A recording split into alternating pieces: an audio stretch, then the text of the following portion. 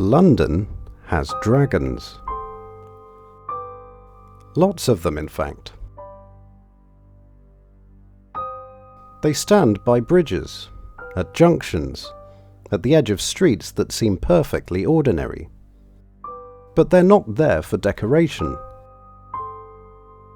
They mark the edge of the City of London, the old city inside the modern Metropolis. And that makes them part of a much older story.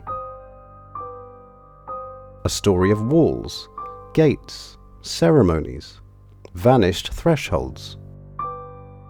Because the city lost its walls and its gates.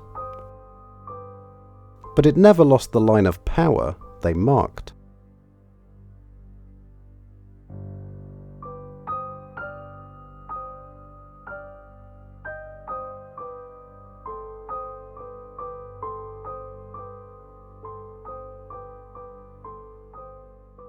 This is a border that's easy to miss.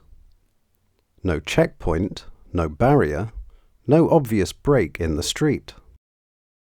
But cross this line and you're inside the City of London.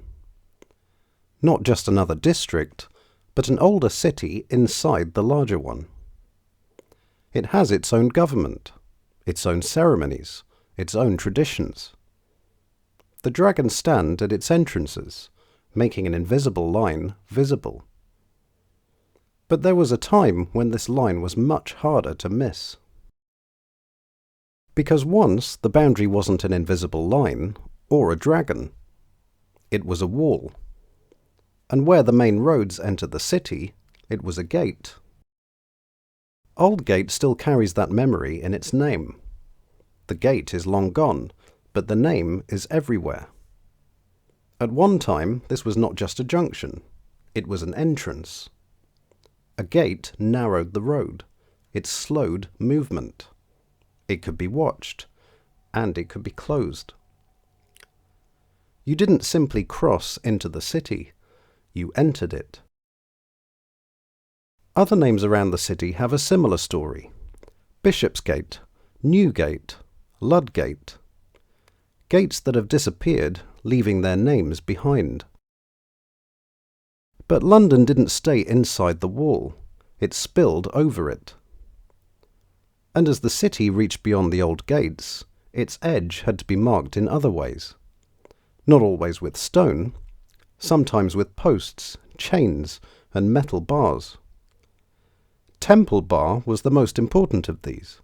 A bar was a threshold, and Temple Bar stood on the road between the City of London and the City of Westminster.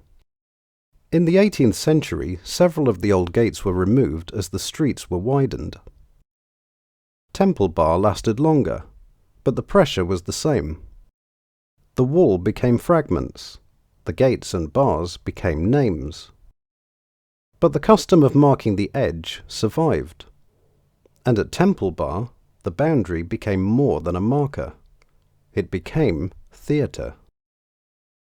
Temple Bar stood at one of London's most symbolic thresholds. It marked the passage between the city and Westminster, civic power meeting royal power. Here, the boundary was not only crossed, it was performed. When a monarch entered the city in ceremony, the Lord Mayor met them at the boundary.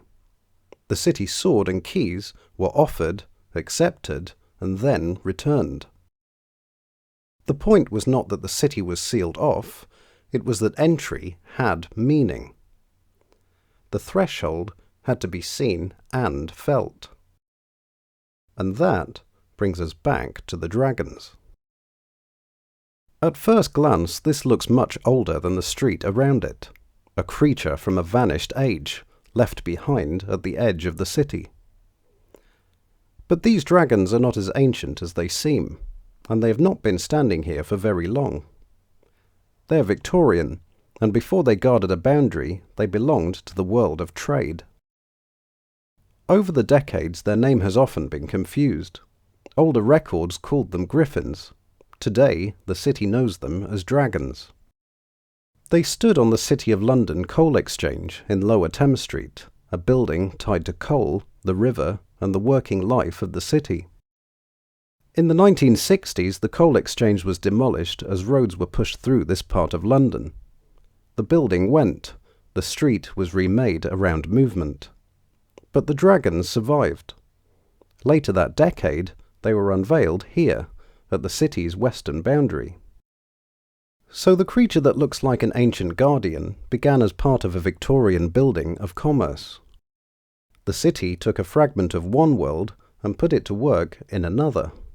Not as a ruin, not as a museum piece, as a symbol. The embankment dragons became a model.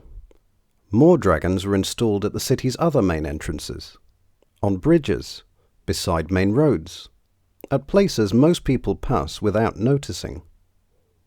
Not always at the same scale, but with the same purpose: to turn a line on a map into something in the street. From wall and gate, to bar, to dragon. The form changed, the line remained. So the dragons are not simply decoration. They belong to a much older custom, the city making its authority visible in the street. Wall, gate, bar, and ceremony. Then a dragon, rescued from a demolished building and set down at the boundary. Then more dragons, placed around the edge. The traffic passes. People cross the line without knowing it. The dragon doesn't stop them, it just stands there. But that's the point.